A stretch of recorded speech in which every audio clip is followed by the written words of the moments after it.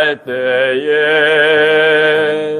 날 붙들어 힘주시며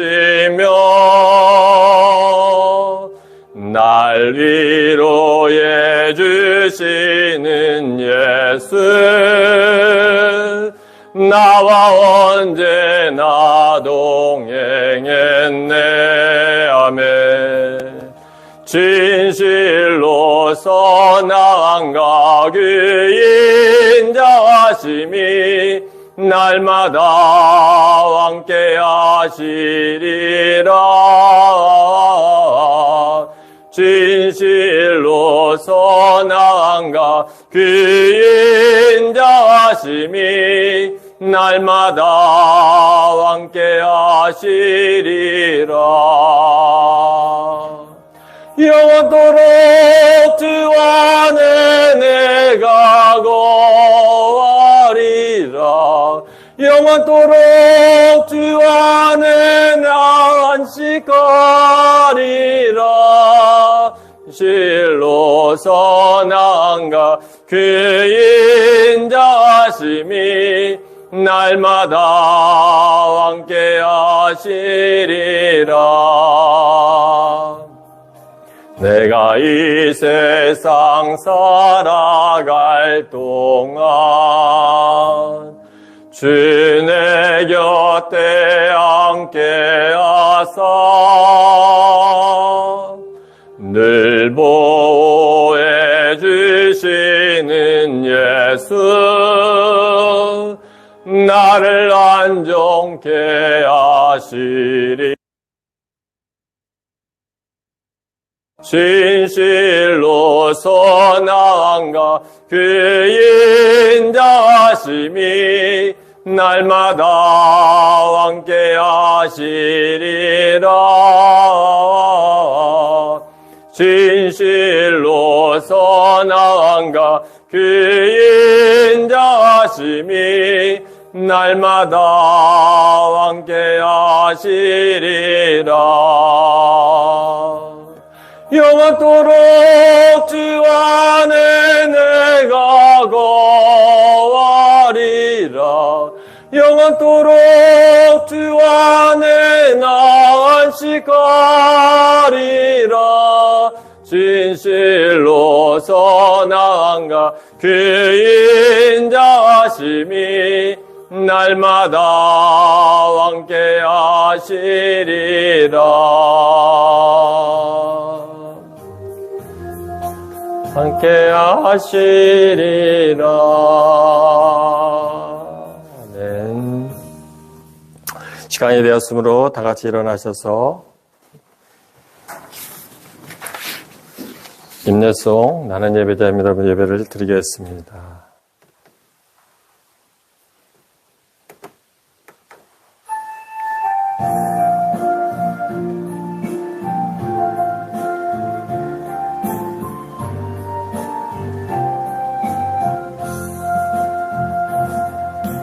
나는 하나님을 예배하는 예배자입니다. 내가 서 있는 곳 어디서나 하나님을 예배합니다.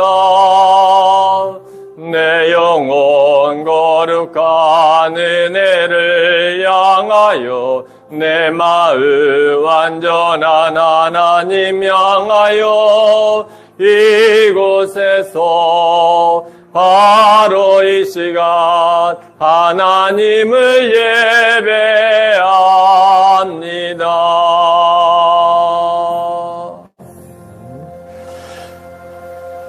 사도신경으로 우리의 신앙을 고백하겠습니다. 전능하사 천지를 만드신 하나님 아버지를 내가 믿사오며 그 외아들 우리 주 예수 그리스도를 믿사오니 이는 성령으로 잉태하사 동정녀 마리아에게 낳으시고 본디오 빌라도에게 고난을 받으사 십자가에 못 박혀 죽으시고 장사한 지 사흘 만에 죽은 자 가운데서 다시 살아나시며 하늘에 오르사 전능하신 하나님 우편에 앉아 계시다가 저희로서 산자와 죽은 자를 심판하러 오시리라. 성령을 믿사오며 거룩한 공예와 성도가 서로 교통하는 것과 죄를 사하여 주시는 것과 몸이 다시 사는 것과 영원히 사는 것을 믿사옵나이다. 아멘.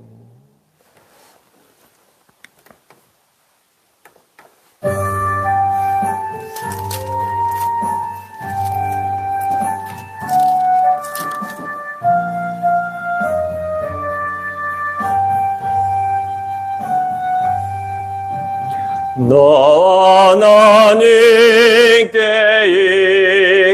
이끌리어 일평생 주만 바라며 너 어려울 때 힘주시고 언제나 지켜주시리. 주 크신 사랑 믿는 자 그 반석 위에 서리라. 너 설레는 맘 가다듬고 희망 중 기다리면서 그 은혜로 신주의 뜻과 사랑에 만족하여라. 우리를 불러주신 주 마음에 소원하신다. 주 찬양하고 기도하며 내 본분 힘써 다하라. 주 약속하신 모든 은혜 내게서 이루어지리라. 참되고 의지하는 자 주께서 기억하시리. 아멘. 다 같이 우리가 한 주간 동안의 삶을 하나님 앞에 고백하겠습니다. 하나님, 우리가 한 주간 동안에 살면서도 주님 앞에 알고 모르고 지은 죄 다 용서하여 주시고 우리가 그리스도 안에서 온전히 변화되는 삶이 되기를 소망합니다. 또 이 한 달 또 시작하는 주간입니다. 하나님, 이 한 달 동안에도 우리에게 승리할 수 있는 삶이 되게 해달라고 하나님 앞에 우리의 한 주간의 삶을 회개하며 한 달의 삶을 또 하나님 앞에 의지하며 묵상 기도하는 시간을 갖겠습니다. 사랑의 하나님 아버지 감사합니다. 참으로 부족하고 연약한 자를 사랑하여 주시고 끌어주시는 아버지. 그러면 우리가 마음으로 좀 입술로 살려주시옵소서. 부족합니다. 하나님 앞에 살아서 주시도록 주시옵소서. 사랑의 하나님 아버지 감사하고 감사합니다. 오늘도 우리에게 귀하고 복된 날을 허락하여 주셔서 주님의 전에 우리를 불러주시고 주님의 예배 조수에 나와 아버지 앞에 예배하게 해주시니 참으로 감사하고 감사합니다. 우리 한 주간 동안에 살면서도 주님 앞에 알고 모르고 지은 죄들 다 용서하여 주시옵소서. 입술로는 우리가 주님을 사랑한다고 고백하지만 우리의 삶 속에서는 아버지와는 실제 연결되지 못했던 삶을 고백합니다. 주여 부족하고 연약한 우리의 죄를 다 용서하여 주시고 온전히 주님 앞에 주님의 보혈의 피로 말미암아 우리가 정결케 하여 주시옵소서. 또한 하나님 이제 이 한 달 6월 한 달을 시작하는 첫 주간입니다. 이 한 달 동안에도 우리가 믿음으로 승리할 수 있게 하여 주시고 한 달 동안에도 감사의 조건들이 차고 넘치는 삶이 되게 하여 주셔서 오직 하나님을 찬양하며 나가는 믿음의 귀한 자녀들 되게 하여 주시옵소서. 오늘 하나님 예배를 음행하여 주시고 온전히 드리는 이 예배 가운데 하나님 함께 하여 주셔서 우리가 신령과 진정으로 주님 앞에 드리는 귀한 이 예배가 될 수 있도록 은혜 내려주시기를 원합니다. 사탄마귀 틈타지 못하도록 우리의 마음을 잡아주시고 온전히 우리를 이곳까지 불러주셨사오니 하나님 앞에 믿음으로 드려지는 귀한 이 예배가 되어질 수 있도록 하나님 예배를 축복하여 주옵소서. 하나님이 시작하는 예배 시간입니다. 마치는 시간까지 주님 홀로 영광받아 주시옵소서. 감사드리며 우리 주 예수 그리스도의 이름으로 기도드립니다. 아멘.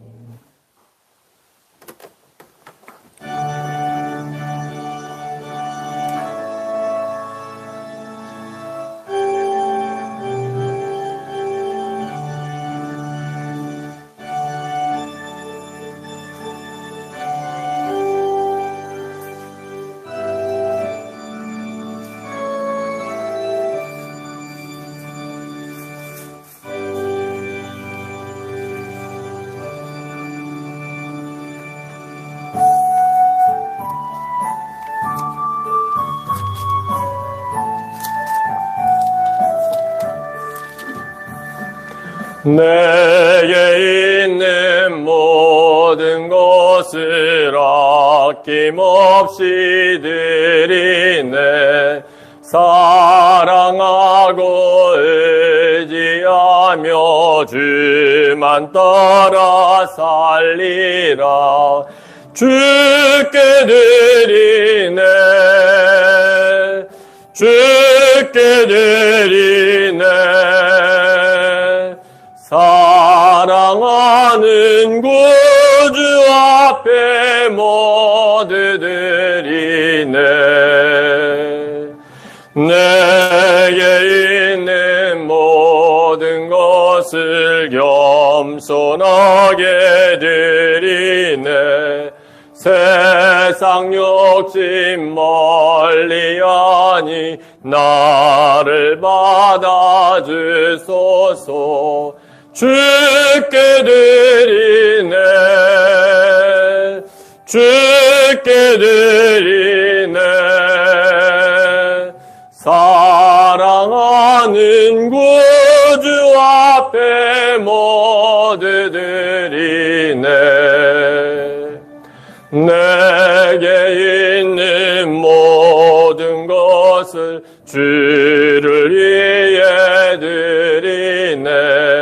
주의 성령 충만하게 내게 내려주소서. 주께 드리네.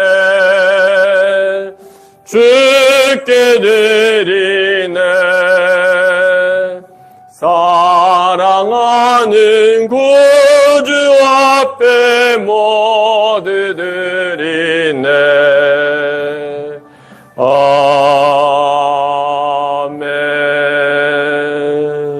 감사합니다. 기도하겠습니다. 사랑의 하나님 아버지, 감사합니다. 부족하고 연약한 우리들이 오늘도 주님의 예배 처소에 나와 주님 앞에 예배를 드리기에 우리를 발길을 인도하여 주신 아버지, 또 우리가 이곳에 나오면서 하나님 앞에 빈손으로 나오지 아니하고 우리가 마음과 정성을 다하여 주님 앞에 귀한 예물을 드립니다. 드리지는 그 손길을 하나님 축복하여 주시옵소서.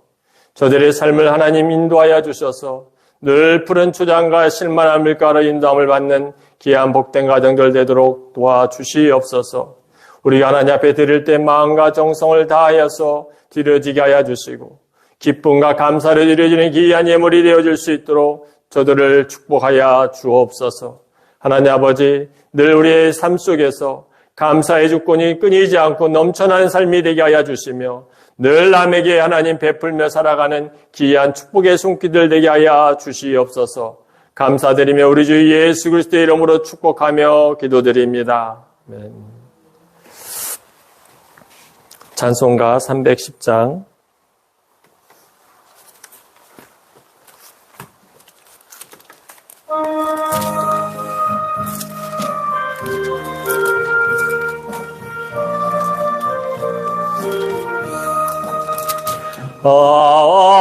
하나님의 은혜로 쓸데없는 자 왜 구속하여 주는지 난 알 수 없도다. 내가 믿고 또 의지함은 내 모든 형편하시는 주님 늘 보호해 주실 것을 나는 확실히 아네. 왜 내게 굳세 믿음과 또 복음 주셔서 내 마음이 항상 편한지 난 알 수 없도다. 내가 믿고 또 의지함은 내 모든 형편하시는 주님 늘 보호해 주실 것을 나는 확실히 아네. 왜 내게 성령 주셔서 내 마음을 감동해 주 예수 믿게 하는지 난 알 수 없도다. 내가 믿고 또 의지함은 내 모든 형편하시는 주님 늘 보호해 주실 것을 나는 확실히 아네. 주 언제 강림하실지 혹 밤에 혹 낮에 또 주님 만날 그곳도 난 알 수 없도다. 내가 믿고 또 의지함은 내 모든 형편하시는 주님 늘 보호해 주실 것을 나는 확실히 아네. 아멘. 늘 보호해 주시는 하나님의 손길을 체험하는 우리 임마누엘 성도님들 되시기를 바라겠습니다. 창세기 4장 1절에서 15절 말씀을 보겠습니다. 교회 소식을 제가 빼먹었죠. 교회 소식을 먼저 전하겠습니다. 하나님 중심, 성경 중심, 예배 중심, 기도 중심의 성도님들 되기를 바라겠습니다. 그리고 6월은 나라와 민족을 위하여 복음화를 위해서 기도해 주시면 감사하겠습니다. 그리고 이 지역 복음화를 위해서도 기도들 많이 해주시면 감사할 것 같아요. 아까도 잠깐 얘기했지만 이제 우리가 좀씩 알려지다 보면은 많은 이들이 이곳에 또 올 수가 있고 하나님 보내주실 수가 있어요. 근데 우리가 무작정 받아들이는 게 아니라 우리가 이제 고기를 잡으면 이제 뭐 작은 거 골라내고 막 하듯이 이게 이제 이쪽으로 많은 사람들이 모인다 그래서 사실 다 우리가 환영하고 받아들일 수 있는 건 아니에요. 그래서 조금 우리가 지혜롭게 해서 상처받은 사람들, 또 예수 그리스도를 모르는 이들에게 우리가 복음을 전하는 데 집중을 하고 또 상처받은 영혼들에서 복음을 전하는 사역에 중심을 하셨으면 좋겠습니다. 아까 잠깐 누구랑 통화를 하다 보니까 약간 그런 저기를 했어요. 헌금도 뭐 이렇게 여기서 드리면 안 되냐 그래서 본교회에다가 드려주기를 바란다고 제가 얘기를 해요. 물론 저희도 물질 하나하나가 귀하지만 하나님이 기뻐하시는 건 아닌 것 같아요. 그래서 그렇게 좀 정중하게 말씀을 드렸고, 그리고 우리가 어느 곳에 예배를 드리든지 가는 곳에 가서 예배를 물질을 드리는 게 중요해요. 내가 오늘 외지에서 이곳에 와서 예배 드릴 때 내가 이곳에서 헌금을 내가 헌금하지 예배만 있는 게 아니라 예배는 하나님 예배 드리는 거기 때문에 우리가 제사를 드릴 때 우리가 오늘 말씀도 마치 연결되는 겁니다만은 우리가 드릴 때 하나님 앞에 드리는 거라서 예배 드릴 때 곳에서 드리는 것이 가장 하나님이 기뻐하시는 겁니다. 그래서 기왕이면은 어느 곳에 가든지 본교를 떠난다 할지라도 온라인으로 입금하지 말고 그곳에서 예배하는 그런 모습을 갖는 게 믿는 이들의 마음입니다. 그래서 우리가 꼭 복음을 전하면서 좀 상처받은 영혼들, 또 그 다른 교회 열심히 나가는 분들은 본교에서 열심히 섬기는 것이 좋다고 꼭 그렇게 표현을 하시면서 복음을 전하면 더 좋을 것 같아요. 그런 것이 또 우리 교회 알리는데 더 힘이 됩니다. 그래서 그렇게 기도하시면서 나라와 민족을 위해서 기도해 주시고 복음화를 위해서 이 고성 지역 또 이 어천리 1, 2, 3리 이 가까운 내 지역 그다음 내 가정 자녀들 위해서 기도하는 6월 한 달 되시기를 바라겠습니다. 또 여기 마을 행사가 시작되었죠. 여기 이제 라벤더 축제가 있는데 많이 차량들이 많이 복잡해요. 제가 이렇게 움직이다 보면은 우리도 여기 나가는 길이 늘 조심스럽고 우리 집사님 자전거 타실 때도 늘 조심하셔야 됩니다. 그래서 기왕이면 오실 때는 제가 모시겠습니다. 왜냐하면 여기 자전거 타고 차들이 많으니까 조금 걸어갈 때는 괜찮은데 우리가 좀 조심해야 될 것 같아요. 그래서 또 횡단보도도 그렇고 다 좀 우리가 차량 운전할 때도 서로 접촉 없도록 주의해 주시면은 안전 운전해 주시면 고맙겠습니다. 여기 시편 23편 4절 말씀 한번 다 같이 읽어보겠습니다. 내가 사망의 음침한 골짜기로 다닐지라도 해를 두려워하지 않을 것은 주께서 나와 함께 하심이라. 주의 지팡이와 막대기가 나를 안위하시나이다. 네. 우리 협력선교지 캄보디아 이동실주 치과를 위해서 많이 기도해 주시면 감사하겠습니다. 오늘의 말씀 창세기 4장 1절에서 15절 말씀 같이 보겠습니다.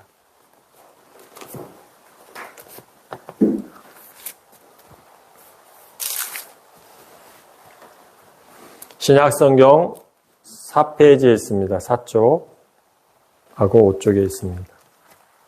다 피셨으면 구약성경 성경책 제일 앞에 있죠. 이제 그렇습니다.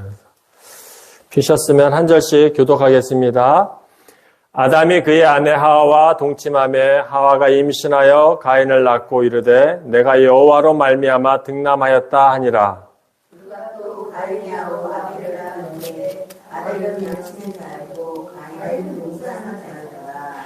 세월이 지난 후에 가인은 땅의 소산으로 제물을 삼아 여호와께 드렸고 여호와의 청슬기와 그 이름으로 부렸더니 여호와께서 아벨과 그의 제물을 받으셨으나 가인과 그의 제물은 받지 아니하신지라. 가인이 몹시 분하여 안색이 변하니 여호와께서 가인에게 이르시되 내가 분하여 어찌 인정 안색이 변하면 어찌 인정하나 내가 선을 행하면 어찌 낯을 들지 못하겠느냐. 선을 행하지 아니하면 제가 문에 엎드려 있느니라. 제가 너를 원하나 너는 죄를 다스릴지니라. 가인이 그의 아우 아벨에게 말하고 그들이 집에 있을 때 가인이 그의 아우 아벨을 쳐죽습니다. 여호와께서 가인에게 이르시되 내 아우 아벨이 어디 있느냐. 그가 이르되 내가 알지 못하나이다. 내가 내 아우를 지키는 자니이까. 내가 무엇을 하였느냐 내 아우의 스스가 땅에서부터 내게 호소하느니라.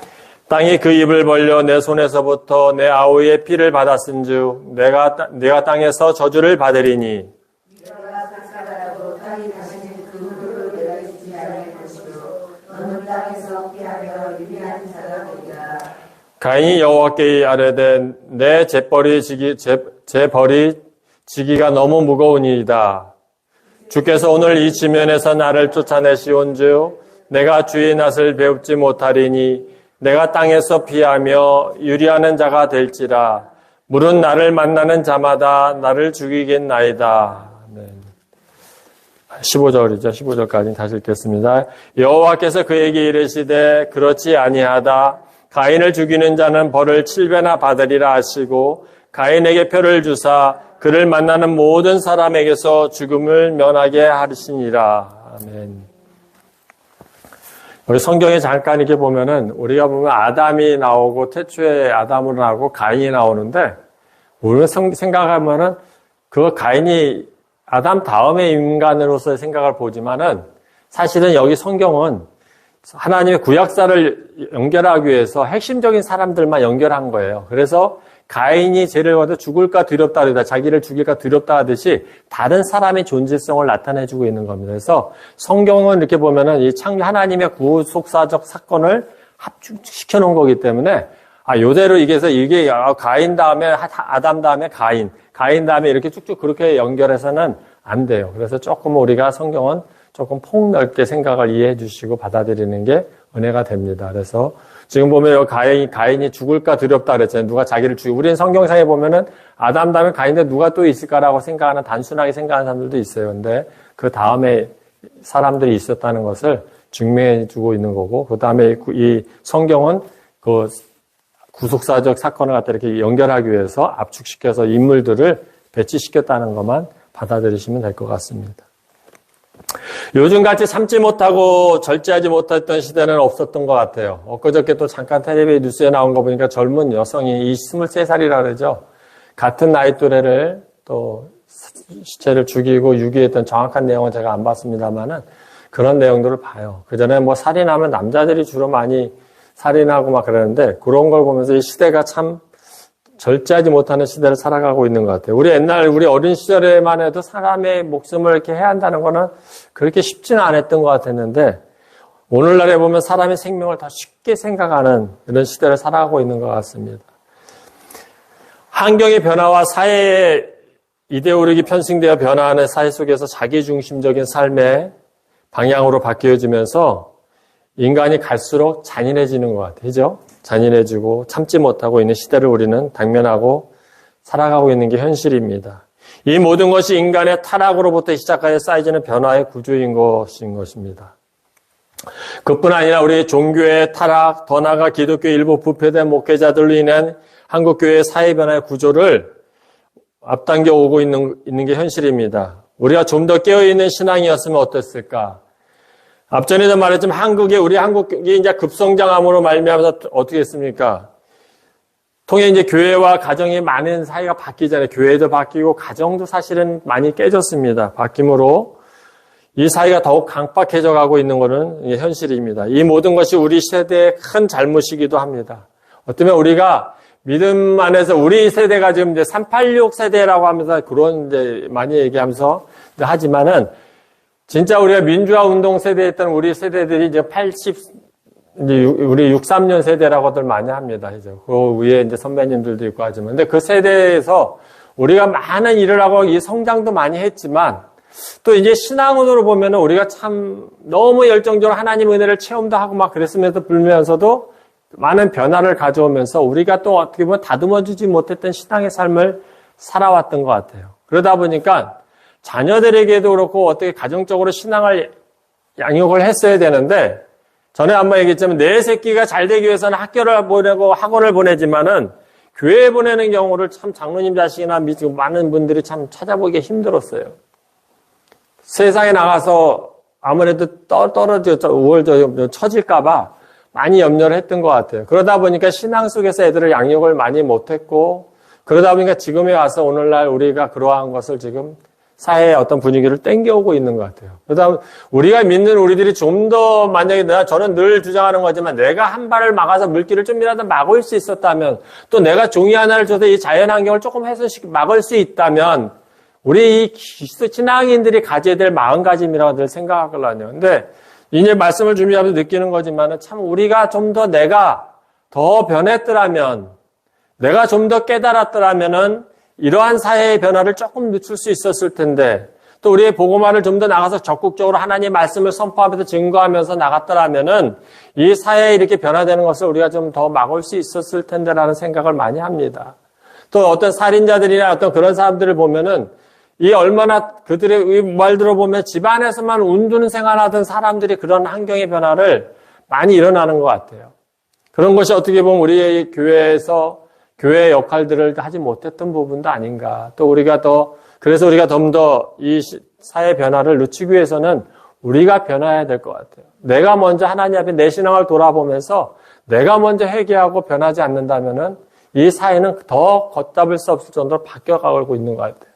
막을 수가 없습니다. 물론 모든 것이 또 어떻게 보면 성경의 틀 안에서 움직이고 있다고는 또 볼 수가 있습니다. 그만큼 또 주님의 때가 가까워오고 있는 것도 사실인 거고요. 그죠? 근데 우리가 좀 더 늘 얘기하지만 내가 주님이 내일 오신다 할지라도 내가 여유를 가지고 내 삶 속에 주어지는 한 그루의 사과나무를 심겠다는 철학가 누굽니까? 그 사람이 얘기했듯이 내가 주님 오시는 그날까지 내일 온다 할지라도 그리스도 안에서 내가 주어진 일을 최선을 다하면서 맡겨진 일을 다하면서 믿음의 본분을 다하며 살아가는 것이 우리 그리스도인이 되어야 된다는 겁니다. 그것이 바로 이 사회를 변화시켜 나가고 믿는 자들이 한날의 미랄이 될 수 있는 거예요. 우리 이 세대 우리가 지금 보면 오늘 말씀과 같이 보면은 본문에 보면 두 형제가 나옵니다. 아담과 하와 사이에서 출생한 가인과 아벨에 대한 내용입니다. 성경에 보면 인류의 최초의 살인 사건이기도 해요. 그죠? 최초의 살인 사건입니다. 자기의 동생을 죽이는, 그것도 다른 것도 아니었습니다. 그죠? 예배 하나님 앞에 제사를 드리는 가운데서 하나님이 받아주는 그 제사를 예배를 받아준 거에 대한 질투에 의한 살인 사건이에요. 최초의 살인자인 가인의 등장은 타락한 인간의 죄의 영향력 아래 지배받고 있다는 슬픈 역사에 기록된 것입니다. 기록인 것입니다. 제가 볼 때도 가인은 어떻게 보면 최선을 다했어요. 그죠? 가인도 자기의 소선을 통해서 하나님 앞에 예배를 드렸습니다. 그러나 아벨은 또 아벨의 뭐였습니까? 양의 첫 새끼와 기름진 것이라고 그랬는데 그건 뭐니까? 양의 첫 새끼 중에서도 가장 기름진 것을 하나님 앞에 드린 거예요. 그래서 하나님께서 그 아벨의 제사를 받아주신 거거든요. 그렇다고 가인의 제사를 하나님이 가인에게 책망을 하셨을까요? 그런 하나님은 아니시잖아요. 그런데 이 가인은 아벨에 대해서 하나님이 받으신 것에 대한 질투를 함으로써 자기의 동생을 죽이게 됩니다. 그죠? 여기서 보면 뭐라 했습니까? 세월이 지난 후에 가인은 땅의 소산으로 제물을 삼아 여호와께 드렸다 그랬습니다. 세월이 지난 후에, 그러면 무엇을 얘기합니까? 이제 부모와 독립된 삶을 바라보는 거예요. 시간이 그만큼 지났을 거예요. 그러다 보면 어떻게, 우리가 좀 얘기하다 보면은 부모의 삶에 대해서도 듣고, 어떻게 하나님 아담과 하와가 에덴 동산에 있었을 때 그런 얘기를 많이 들었을 거 아니에요.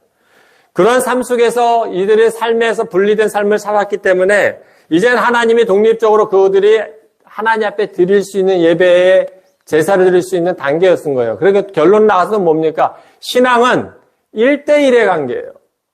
믿음의 삶은 1대1의 관계예요. 내가 열심히 믿는다 해서 내 자녀가 구원을 받는 건 아니에요. 내가 그 자녀를 위해서 기도하고 내 가정에 복음의 씨앗을 떨어뜨리게 노력하고 섬겨야 되는 거예요.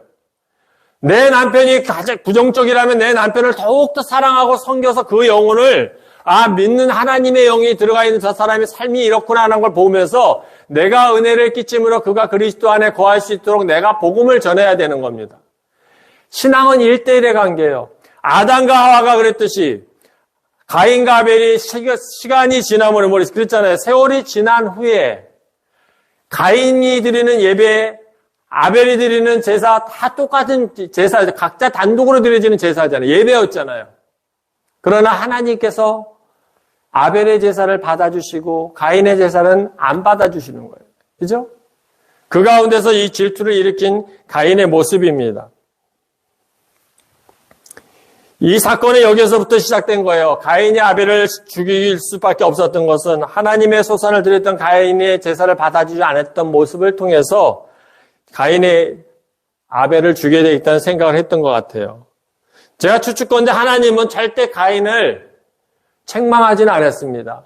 그래, 야, 너는 이런 걸 드렸어? 책망하지는 않았어요. 그러나 아벨의 제사를 받아줬던 것은 구약시대 때, 창세기에서부터 처음 아담 때부터 나왔듯이 아담이 죄를 범하면서 에덴의 동산에 쫓겨날 때 하나님께서 그들에게 무엇을 입히셨다 그랬습니까? 짐승을 잡아서 가죽 옷을 입혀서 내보내 주셨잖아요. 그죠? 그 자체가 그리스도의 상징이었습니다. 근데 이 아벨은 아담을 통해서 분명히 아까 되겠지만 우리의 삶이 우리가 에덴 동산에 이렇게 해서 하나님 앞에 쫓겨났던 부분을 자식들에게 얘기했을 것 같아요? 안 했을 것 같아요? 물론 성경에 기록된 건 없습니다. 근데 제가 추측컨대 분명히 얘기를 했을 것 같아요. 야, 내가 하나님의 동산에 우리가 이렇게 살았었는데 우리가 이런 죄를 범하면서 쫓겨났고 하나님께서 나에게 우려운 옷을 입혀주셨는데 짐승의 옷을 입혀주셨다라고 했을 거예요.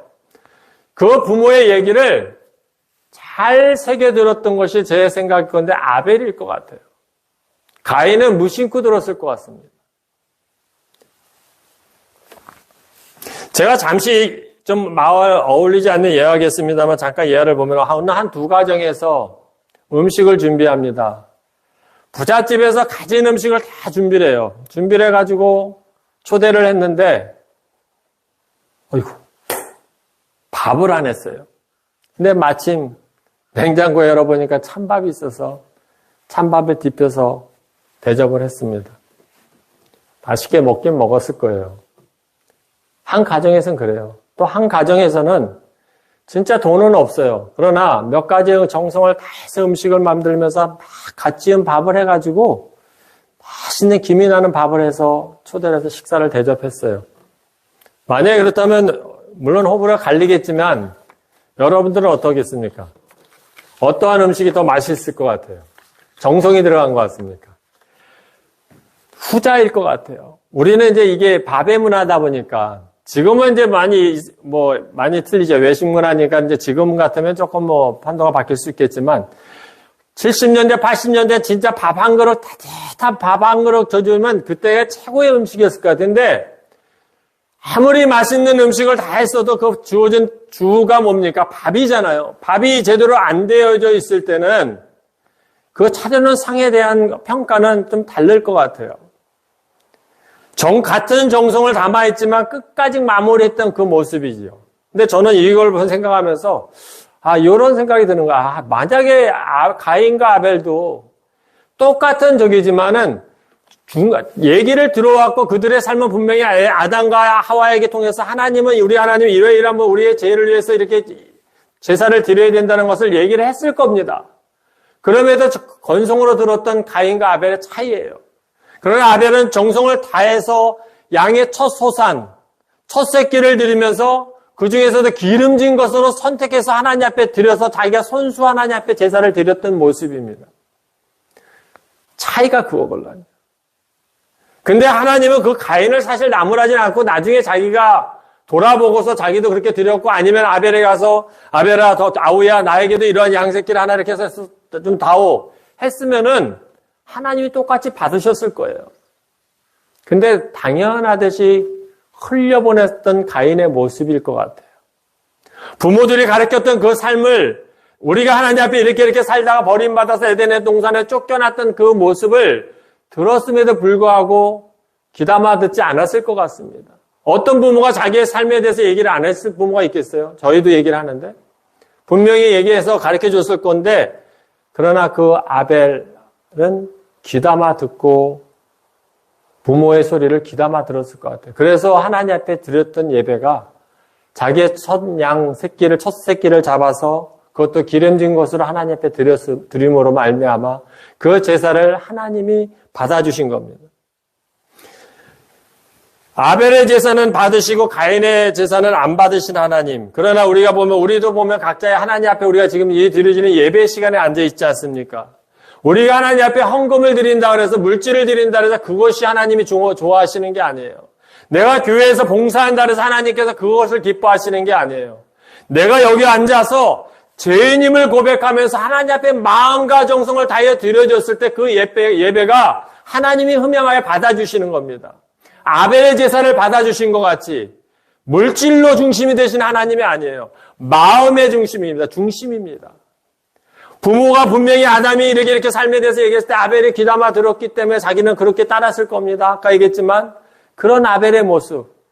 우리가 여태까지 하나님 말씀을 통해서 이렇게 예배는 이것이다 가르쳐 전해주고 무한한 목회자 우리의 신앙생활하며 들어왔음에도 불구하고 어떤 삶 속에 내가 이 한 주간에 찝찝하니까 오늘 교회를 안 가면 뭔가 좀 이상해. 그러기 위해서 교회 나와서 그럴 필요는 없어요. 하나님 앞에 내가 진짜로 선딱 부름받은 겁니다. 내가 이곳에 나오는 과정까지도 내가 나오는 게 아니에요. 내가 나온 것 같지만 성령님께서 우리를 불러주셔서 이곳에 와 있어요. 그러면 이곳에 와서 오는 순간부터는 어떻게 합니까? 내가 집에 가서 뭘 해야 될까 생각하고 점심 때 뭘 해야 될까 그런 머릿속에 있는 것이 아니라 마음과 정성을 다해서 이 아벨이 갖다 첫 양새끼를 갖다 기름진 것을 골라서 준비하듯이 내가 하나님 앞에 마음과 정성을 다하여 드려지는 이 예배가 하나님께서는 기뻐하신다는 거예요. 내가 축복받길 원하십니까? 이미 우리는 예수 그리스도를 믿음으로 축복을 받은 사람들입니다. 무슨 축복이에요? 구원의 축복이잖아요. 그러고 나서 하나님 앞에 내가 예배드리는 순간부터는 내 삶의 방향과 목적이 바뀌게 되면 거기에 대해 맞춰서 하나님의 물질의 복도 주시는 겁니다. 너 잘 쓰라 주시는 게 아니라 하나님 영광을 위해서 내가 이렇게 살겠습니다 하면 거기에 붙여서 살을 붙여 주시는 거예요. 그래, 사랑하는 아들아, 딸아, 네가 나를 위해서 이렇게 살기를 원하니? 그래. 그걸 물질을 주시는 겁니다. 그걸 쓰는 거예요. 맡겨주시는 거예요. 그렇게 해서 하나님 앞에 드려지는 모든 것이 영광롭게 영광 돌리며 살아가는 건데, 우리는 예배 나오면 교회 나오면 헌금 드리고 뭐 하는 게 기준이 전부 그게 단 줄 알고 있어요. 하나님 절대 그걸 받아주시는 게 아니에요. 똑같아요. 가인이 드린 내가 가지고 있는 소산을 드리는 것과 똑같아요. 소유물 드리는 것과 똑같은 겁니다.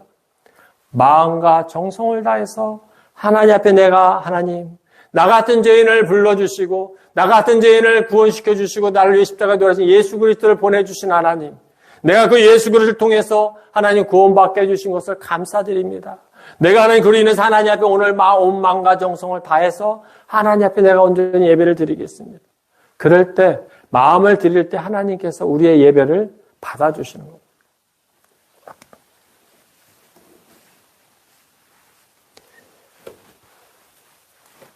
아벨이 드리는 제사의 깊은 죄인의식 속에서 믿음으로 드려지는 것이라 말할 수 있습니다. 아마도 아담과 하와는 아까 되겠지만 진짜 자녀들에게 많은 교육을 통해서 그 훈련을 받음으로 아벨은 그대로 부모의 영향을 받았던 것 같아요. 우리 또한 마찬가지입니다. 내 모습을 통해서, 기도하는 모습을 통해서 내 자녀들에게 보여줬을 때 그들이 몸으로 부모님의 영적 신앙의 삶의 모습을 통해서 훈련받을 수 있는 거예요. 늘 내가 하나님 앞에 찬양으로 하고 기도하는 모습을 남편과 자녀들에게 보여줌으로써 우리 엄마가, 내 아내가 저렇게 하는 모습이 뭐가 있을까 궁금해하기도 하고 쳐다보면서, 그러다 나중에 그 복음의 씨앗이 그들이 들어가게 되면은, 성령님이 그 안에 임하게 되면은 예수 그리스도를 영접하게 되는 거예요. 제가 분명히 말씀드립니다. 내가 믿는다 해서 내 가정이 다 구원받는 건 아니에요. 제가 목회자로 해서 내 자녀들이 전부 구원받는 게 아니에요. 신앙은 1대1의 관계입니다. 그들에게 복음의 씨앗이 떨어져 있지만은 사실은 뭡니까? 우리의 의지가 있잖아요. 하나님이 자유의 권한을 주셨기 때문에 하나님을 믿고 선택하고 하는 것은 그들에게 딸려 있는 겁니다. 그렇기 때문에 우리가 그들에게 복음의 씨앗을 계속 심어줘야 돼요.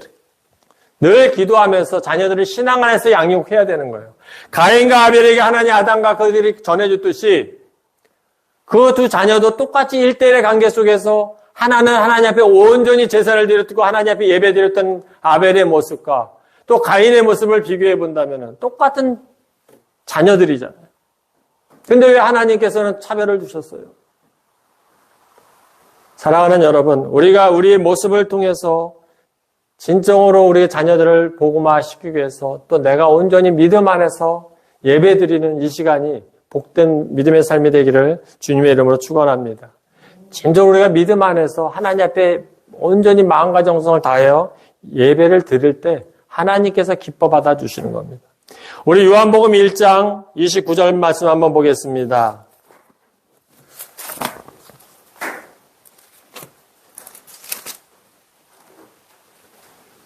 제가 읽어드릴게요.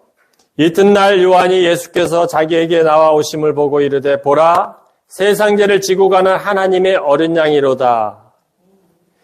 아벨의 첫 양에 대한 상징적인 것은 여기서 요한복음 1장 29절에 나타내주고 있습니다. 예수께서 자기에게 나와오심을 보고 이르되 보라 세상 죄를 지고 가는 하나님의 어린 양이로다. 다 이 상징적으로 아벨이 하나님 앞에 드렸던 양의 첫 새끼 드렸던 모습은 그리스도를 상징해주고 있는 겁니다. 또 히브리서 11장 4절 말씀 한번 더 보겠습니다. 신약성경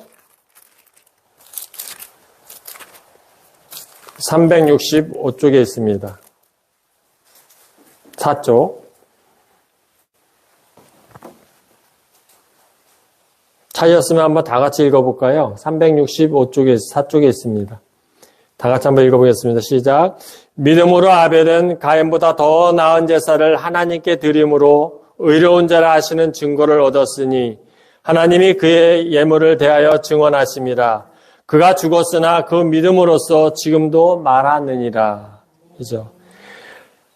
믿음으로 아벨은 가인보다 더 나은 제사를 하나님께 드림으로 의로운 자라 하시는 증거를 얻었다고 얘기하고 있습니다. 또 하나님이 그의 예물에 대하여 증언하심이라. 아벨은 죽었으나 그 믿음으로써 지금도 말한다고 말하고 있습니다. 앞에서 전했듯이 아벨의 제사, 곧 예배는 믿음으로 드렸던 것입니다. 사랑하는 성도님들은 지금 예배를 하나님께 진정한 믿음으로 예배를 드리고 있습니까? 우리가 이 시간에 내가 죄인임을 깨닫지 못하고 하나님께 예배를 드리고 있다면 가인의 제물과도 같은 것입니다. 나를 위해 십자가에 못 박히시고 돌아가신 예수님, 믿음으로 그 은혜가 감사하여 드려지는 예배라면 성도님들의 예배도 하나님이 기뻐 받으실 것이라고 믿습니다. 하나님께서 아담에게 창세기 보면은 3장 9절에 보면 뭐라 그랬습니까? 내가 어디 있느냐라고 말씀하시죠. 아담이 죄를 범하고 그랬을 때 그랬습니다. 내가 어디 있느냐? 말씀하신 것 같이 하나님과의 관계, 신앙이죠. 신앙의 관계를 잃은 인간에게 반성과 회개의 기회를 주기 위해서 하나님이 찾으신 거예요. 그러나 아담은 어떻게 했습니까? 오히려 책임을 전가하죠. 책임을 전가하고. 또 반대로 가인에게는 또 뭐라 그랬습니까? 본절에 보면은, 본문 9절에 보면은, 내 아우 아벨이 어디 있느냐고 물어보십니다. 근데 저기 보물 찾아 물으시는 것은 윤리를 파괴한 것을 심판하기 위해 찾아오셨으나 오히려 반항하는 우리 가인의 모습을 봅니다. 그리고 결국 저주받아 방랑자가 되고 말죠. 이 윤리를 저의 첫 살인이기 때문에 하나의 윤리를 파괴하는 겁니다. 우리는 이 신앙과 윤리는 절대 떨어질 수가 없습니다. 동전의 양면과 같은 거예요. 내가 신앙인은 윤리적인 면에서 살아야 되는 거예요. 도덕적으로 살아가야 되는데 절대 떨어질 수가 없어요. 그죠? 신앙은 믿음은 좋은데 내 삶은 개차반이나 삶은 엉망이에요. 그러면 어떻게 되겠습니까? 사람들에게 덕이 되겠습니까? 절대 안 돼요. 믿음을 가진 사람은 덕목을 가지고 많은 사람들에게 도덕적으로 섬기면서 사랑하면서 베풀면서 살아야 되는 게 하나님이 원하시는 겁니다. 그래서 신앙과 이 윤리는 떨어질 수 없는 관계입니다. 절대적으로 그렇다고 윤리가 있는 곳에 신앙이 있듯이 신앙이 있는 곳엔 꼭 윤리가 같이 따라가야 되는 겁니다. 만약 아까도 얘기했지만 우리가 믿음이 온전한 믿음이 있었다면 저들의 삶이 살인을 하거나 파괴적인 삶을 살지는 않아요. 근데 그들이 믿음이 없다 보니까 교회는 나갔는지 모르겠습니다. 때로는 교회를 나갔다고 하는 사람들도 보면은 자녀를 갖다가 입양해 온 애를 갖다가 그때 죽였나요? 어떻게 되나 모르겠는데 큰 이슈가 됐었죠. 목사님 딸의 자녀고 딸이. 그러한 모습을 통해서 보면은 교회를 나간다 해서 우리가 교회 생활을 한다 해서 그거는 온전한 것이 아니에요. 신앙 생활을 해야 되는 거예요. 유일신 대신 나의 하나님을 절대적으로 구주를 믿고 영접하며 생활했을 때 그러면서 우리의 삶이 바뀌는 거예요. 그러면서 우리가 도덕적으로 윤리적으로 삶을 가져야 되는 겁니다. 우리 임마누엘 교회 여러분들은 꼭 그리스도 안에서 올바른 신앙을 가지고 하나님을 닮아가면서 윤리적인 신앙의 삶을 살아갔으면 좋겠습니다. 그래서 믿음으로써 하나님 앞에 드려지는 예배, 아벨과 같이 온전히 정성과 다해서 드려지는 예배, 그 가운데 우리가 축복을 받는 거고 그 가운데 하나님께서 그 예배를 받아주시는 겁니다. 사랑하는 우리 성도님들, 이제 우리가 주님과 함께 예배 드릴 때 내가 그냥 와서 이곳에 성전 뜰에 와서 앉았다 가는 것이 아니라 진정으로 마음을 다해서 기쁨으로 드리면서 그 예배를 참여하면서 은혜를 나누면서 살아가는 우리 임마누엘 성도님 되기를 주님의 이름으로 축원합니다. 우리가 늘 예배 드릴 때 내가 죄인임을 고백해야 되는 거예요. 내가 죄인임을 알지 못한다면은 그런 온전한 예배가 될 수 없어요. 나를 위해서 십자가에 못 박혀 돌아가신 그 예수 그리스도를 너무너무 감사하여 그 은혜 감사하여 하나님 앞에 내가 마음과 정성을 다하여 드려지는 그 예배, 아벨이 정성을 다해 드려지는 그 예배가 하나님이 기뻐하는 예배입니다. 시간이 주일날이 돼서 오늘 교회 가야지 하고 나오는 것이 아니라 한 주간 동안 나의 삶을 이끌어 주신 그 하나님, 나를 죄악 가운데서 나를 건져 주신 그 하나님 은혜에 감사하여서 내가 하나님 앞에 온전히 예배를 드린다는 마음으로 이곳에 와서 예배 드릴 때 하나님이 그 예배를 받아주시는 겁니다. 그로 인해서 우리가 예배 가운데서 믿음의 예배를 드림으로 하나님의 은혜를 받고 또 축복받는 우리 임마누엘 성도님 되기를 주님의 이름으로 축원합니다. 기도하겠습니다. 사랑의 하나님 아버지, 우리는 주님을 믿는다고 고백하지만 참으로 우리의 어리석은 삶을 살 때가 많이 있습니다. 또 우리의 상황 윤리적 신앙을 가지고 내중심적인 삶을 생활할 때가 많이 있습니다. 아버지 하나님, 우리의 중심적인 신앙을 다 내려놓게 하여 주시고 오직 하나님 앞에 마음과 정성을 다하여 드려지는 귀한 예배의 삶이 되기를 원합니다.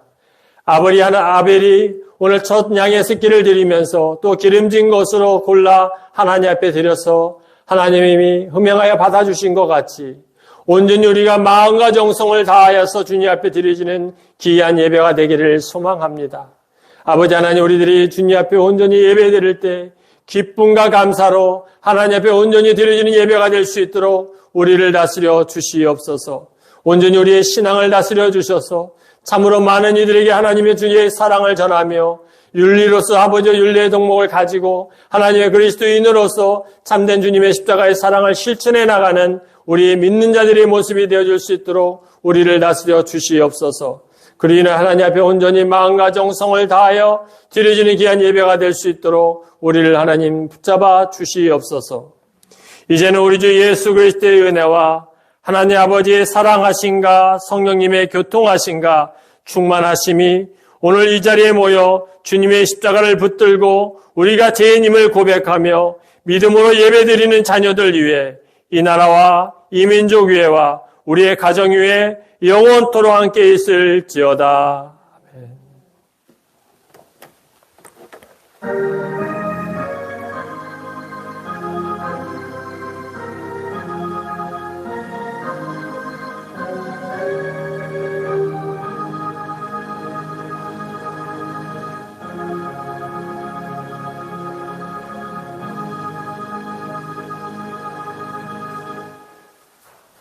아멘.